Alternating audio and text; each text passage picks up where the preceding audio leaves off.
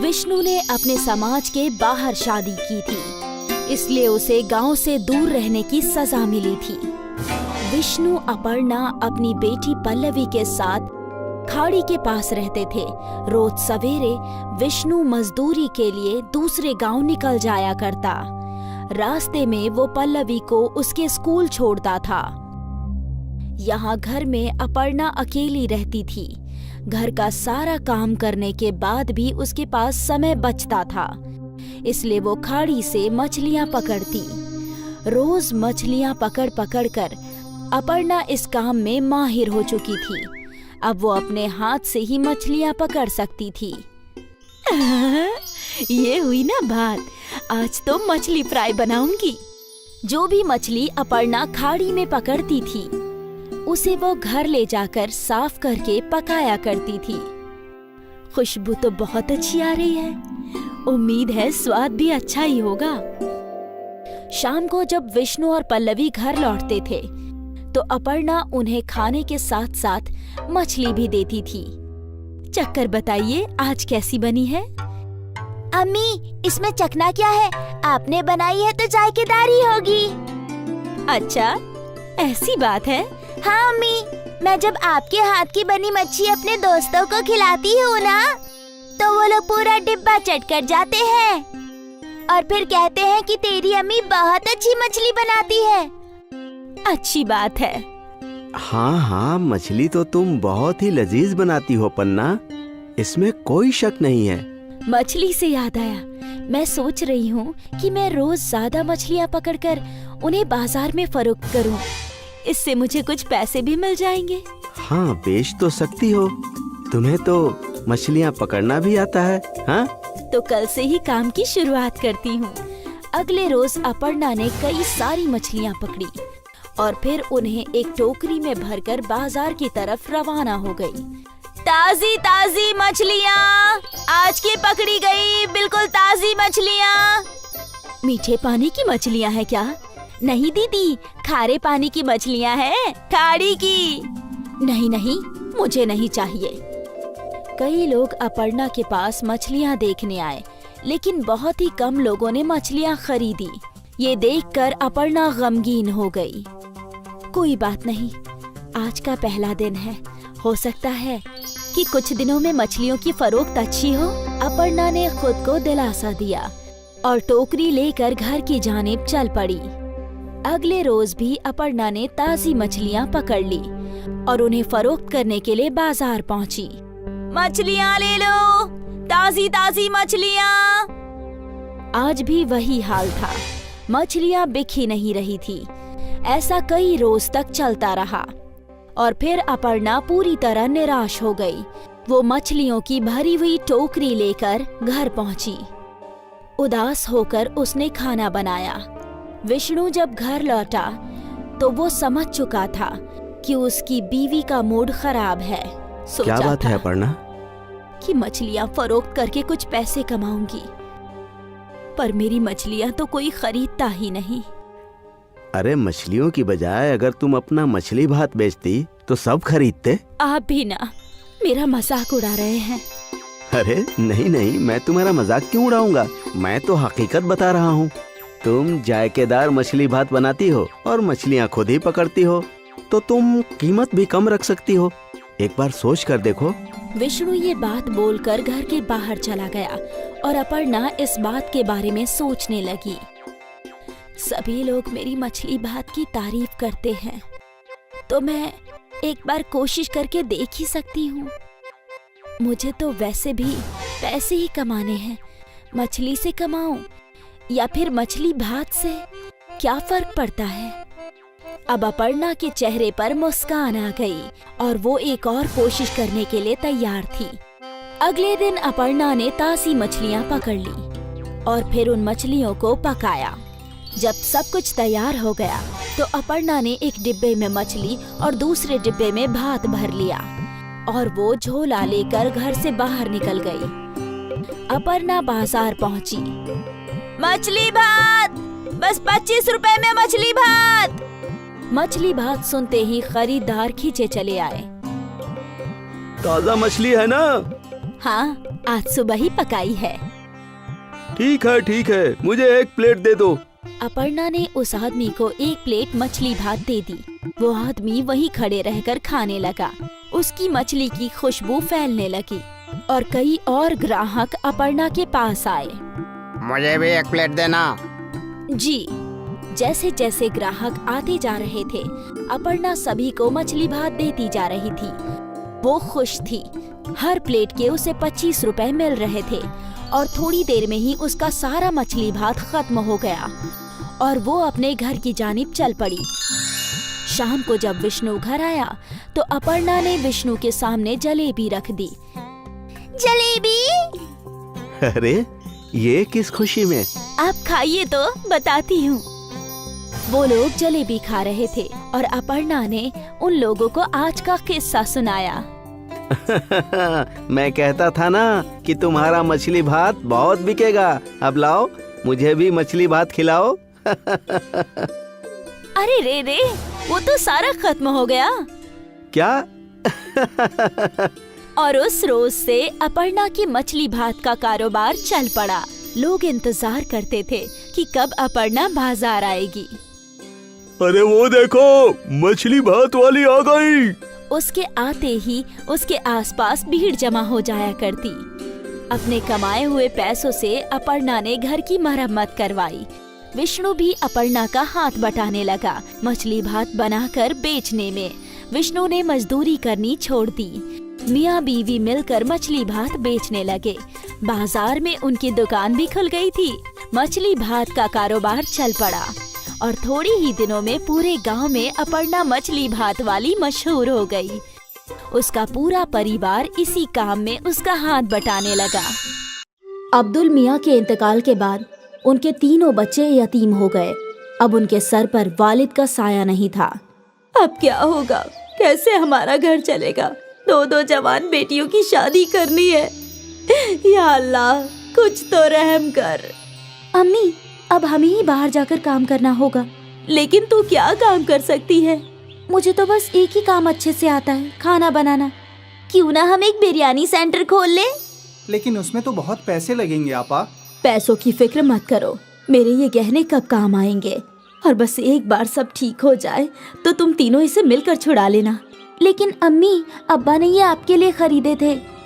बेटा, मेरी पहली जिम्मेदारी तुम सब हो। जेवर का क्या है, वो तो वापस मिल ही जाएंगे। ठीक है। शिफा ने अपनी अम्मी के जेवर ले लिए और उन्हें गिरवी रखकर उसे 20,000 रुपए मिले। उन पैसों से उन लोगों ने एक छोटा सा ठेला खरीद लिया और तीनों भाई बहन मिलकर उस ठेले पर काम करने लगे। ले लो गर्मा गर्म बिरयानी, जायका ऐसा कि उंगलियां चाटते रह जाओगे। ले लो गर्मा गर्म बिरयानी। कई लोगों ने उनके ठेले की बिरयानी चखी और सभी को वो बिरयानी अच्छी लगी। वाह, क्या बिरयानी है!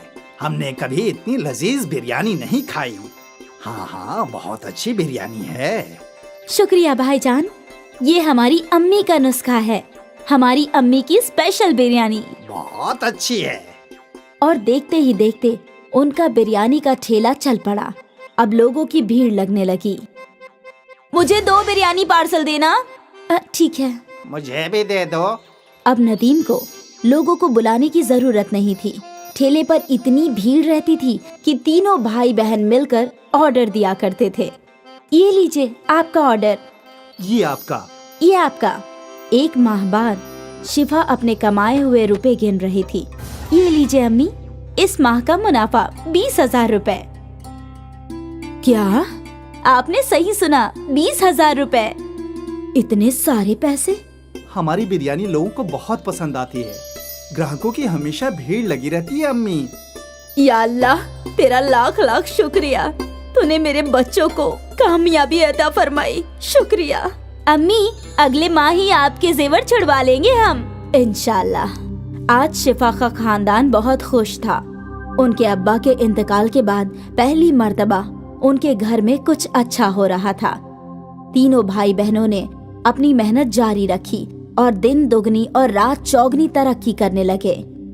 ये सब हम तीनों की इत्तिहाद की वजह से हो रहा है। बिल्कुल आपा। और हम हमेशा एक ही रहेंगे। हाँ, हमेशा। कुछ माह में तीनों ने ठेले से होटल बना लिया। नदीम काउंटर पर बैठा करता और शिफा और सना बिरयानी पकाया करती। नदीम भाई, वही जायका है, ठेले वाला। बिल्कुल, यही तो हमारी अम्मी का नुस्खा है भाईजान, जायका कभी नहीं बदलेगा। लोग अक्सर इनकी बिरयानी के जायके की तारीफ किया करते थे। धीरे धीरे इन्हें दावत के केटरिंग के कॉन्ट्रैक्ट्स भी मिलने लगे। भाई, मेरे घर कल एक दावत है, 100 लोगों की बिरयानी चाहिए। जी बिल्कुल, मिलेगी ना, लेकिन वही जायका चाहिए जैसा हम यहाँ खाते हैं। बिल्कुल वही जायका रहेगा, आप बेफिक्र होकर ऑर्डर दे जाइए। तीनों भाई बहन बहुत खुश थे कि उनका कारोबार बड़ा होता जा रहा था। फिर एक दिन क्या हुआ, ये ऑर्डर अब तक गया नहीं। वो कादरी साहब के घर निकाह था, लेकिन किसी वजह से वो निकाह टूट गया, तो अब ये खाना नहीं जाएगा। या अल्लाह, बहुत बुरा हुआ। तुम एक काम करो, ये खाना गरीबों को खिला दो, कम से कम कादरी साहब को दुआ मिलेगी। ठीक है आपा। अपनी बड़ी बहन के कहने पर नदीम ने सारी बिरयानी फकीरों में बांट दी, लेकिन उसका मन नहीं था। जब वो होटल लौटा तो सना वहीं थी। आपा कहाँ है? वो तो घर गई है। मुझे समझ में नहीं आ रहा कि आपा ने इतनी सारी बिरयानी गरीबों में बांटने को क्यों कहा। क्या बोल रहे हो तुम? सना आपा, आज कादरी साहब के घर पर निकाह था, तो उन्होंने 300 लोगों की बिरयानी ऑर्डर की थी, लेकिन किसी वजह से उनके घर का निकाह टूट गया, तो बिरयानी बच गई थी। मैं सोच रहा था कि हम वो बिरयानी बेच देंगे, लेकिन आपा ने बोला कि सारी बिरयानी गरीबों में बांट दो। ये तो सही फैसला नहीं हुआ। हम उस बिरयानी से भी कमा सकते थे ना आपा। हाँ बिल्कुल, हमारी आपा बहुत नेक दिल हैं, इसलिए उन्होंने सोचा होगा कि जब हमें बिरयानी के पैसे मिल गए हैं तो क्यों ना बिरयानी गरीबों में बांट दी जाए, और उन्हें दुगने मुनाफे का ख्याल आया ही नहीं होगा। हो सकता है। तभी शिफा वहाँ आई और सना और नदीम ने अपनी गुफ्तगू बंद कर दी। सारी बिरयानी गरीबों में बांट दी ना? हाँ हाँ बिल्कुल।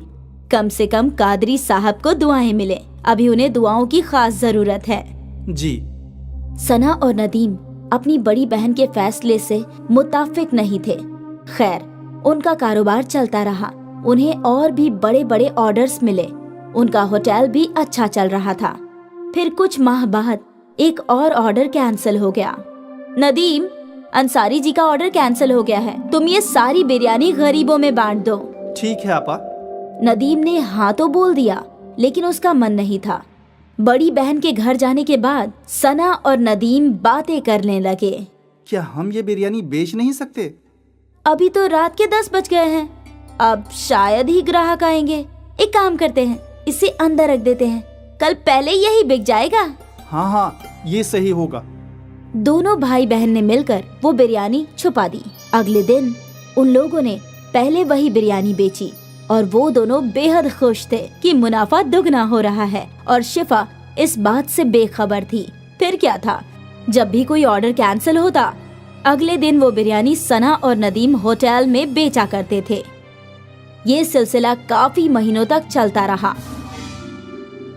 एक दिन ये बासी बिरयानी एक रेगुलर कस्टमर के प्लेट में आई। नदीम भाई, कुछ तो गड़बड़ है, बिरयानी में वो जायका नहीं है। ऐसा कैसे हो सकता है भाईजान? हम तो हमेशा से वैसे ही बिरयानी बना रहे हैं। ठीक है। धीरे धीरे सारे कस्टमर्स को बिरयानी की गड़बड़ समझ आने लगी और उन्हें वो जायका पसंद नहीं आ रहा था। यकायक उनके होटल में ग्राहक कम हो गए। तभी शिफा सोच में डूब गई। यकायक ऐसा क्या हो गया? हमारे ग्राहक टूट क्यों रहे हैं? ऐसा चलता रहा तो कैसे चलेगा? नदीम को अपनी गलती समझ आई। वो अपनी आपा के सामने रोने लगा। मेरी गलती है, मैंने और सना आपा ने बासी बिरयानी ग्राहकों को खिलाई। क्या? नदीम ने अपनी आपा के सामने सारी गलती कबूल की। ये तूने क्या कर दिया? ज्यादा मुनाफा कमाने के चक्कर में धंधा ही तोड़ दिया। अब हम कैसे ग्राहकों को वापस लाएंगे? हमें माफ कर दीजिए आपा। हमें इल्म नहीं था कि ऐसा कुछ हो जाएगा। तुम्हारे लालच ने सब कुछ बर्बाद कर दिया। तीनों सोचने लगे कि अब वो लोग क्या कर सकते हैं, और फिर अगले दिन शिफा को एक तरकीब सूझी। शिफा ने एक तख्ती लिखवाई, हमें माफ कर दीजिए, हमारी गलती की वजह से आपको बासी बिरयानी खानी पड़ी, हम शर्मिंदा हैं। इसलिए अगले 1 हफ्ते तक हम सबको मुफ्त में बिरयानी खिलाएंगे। ये तख्ती शिफा ने होटल के बाहर लगा दिया। कस्टमर्स ने तख्ती पढ़ी और वो मुफ्त की बिरयानी खाने होटल आ गए और एक बार फिर उन्हें ताज़ी बिरयानी का जायका पसंद आने लगा। ये तो बिल्कुल पहले जैसी है। हाँ हाँ, मजा आ गया। भले ही उनको 1 हफ्ते मुफ्त की बिरयानी खिलानी पड़ी, लेकिन उनकी मुश्किल का हल निकल गया। उनके ग्राहक लौट आए और सना और नदीम को समझ में आ गया कि लालच बुरी बला है। एक बार फिर अम्मी की बिरयानी चल पड़ी। सुनील और आसिफ 2 दोस्त थे।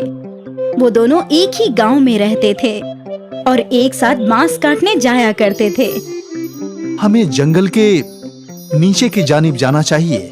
वहाँ बहुत सारे बड़े बड़े बांस के दरख्त हैं, लेकिन वहाँ जाने के लिए हमें दरिया पार करना होगा।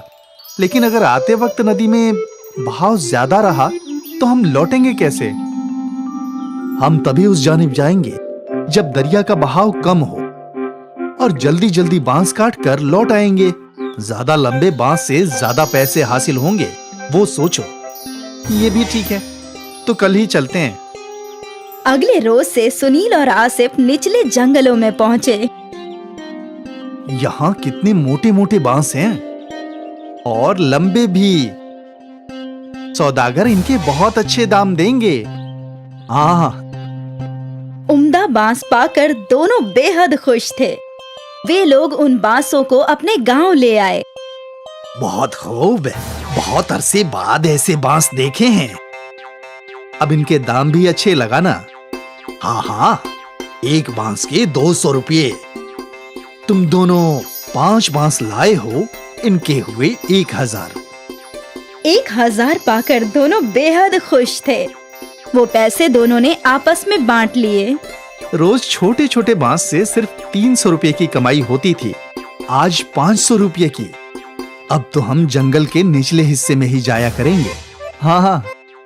उस रोज से वो दोनों दरिया पार करके ही बांस लाया करते थे और सौदागर भी उन्हें अच्छे पैसे दिया करता था। एक सुबह दोनों दोस्त जाने के लिए निकले।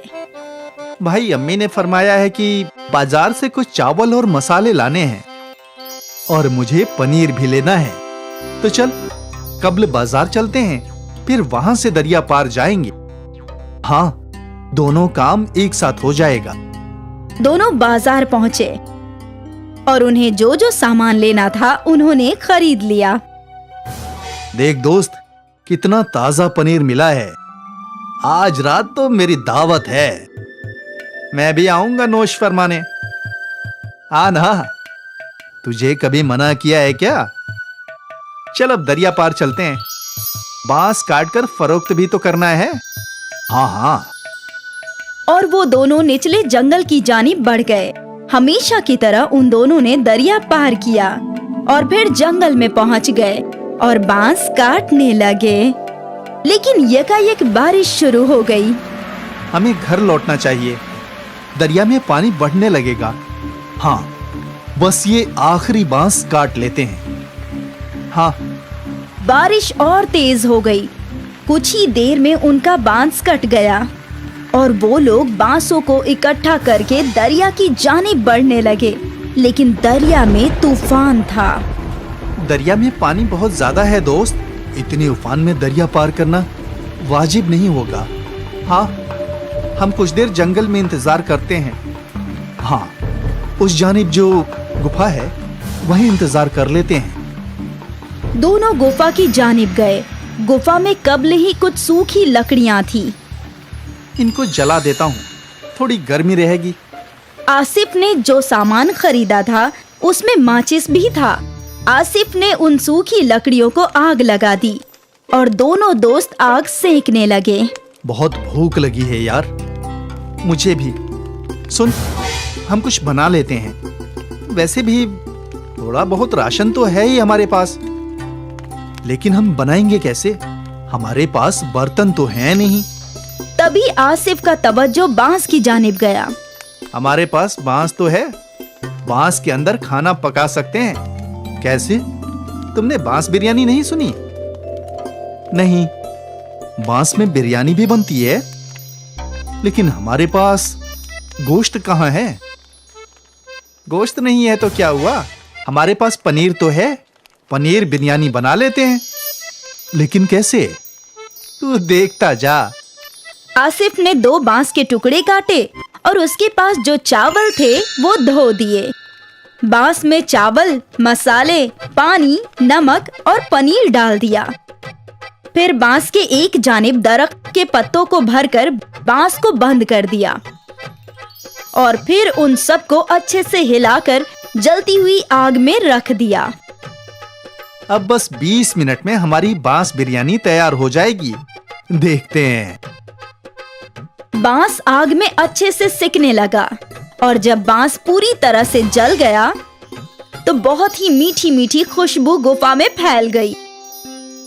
मालूम होता है बिरयानी तैयार हो गई है दोस्त।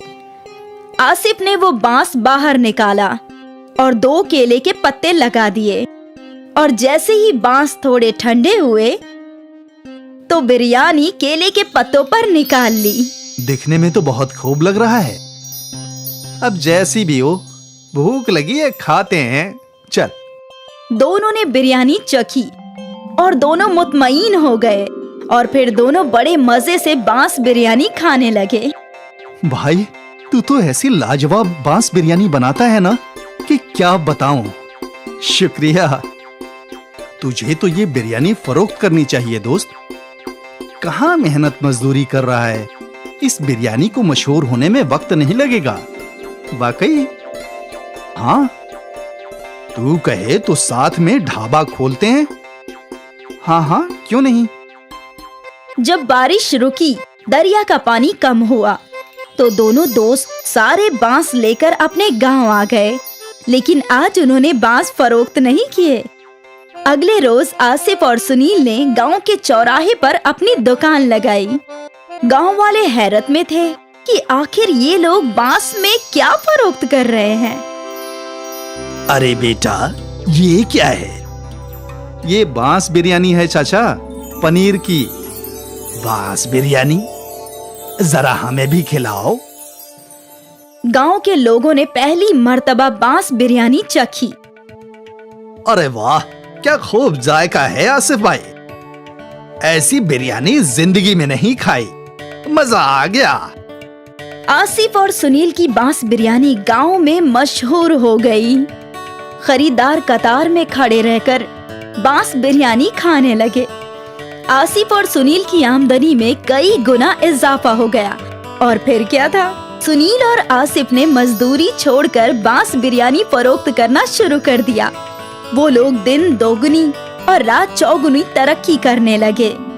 दूर दूर से लोग बांस बिरयानी खाने के लिए आने लगे और देखते ही देखते उनका गांव में बहुत बड़ा रेस्टोरेंट बन गया और दोनों अमीर बन गए। सोचा नहीं था कि कभी ये सब भी होगा।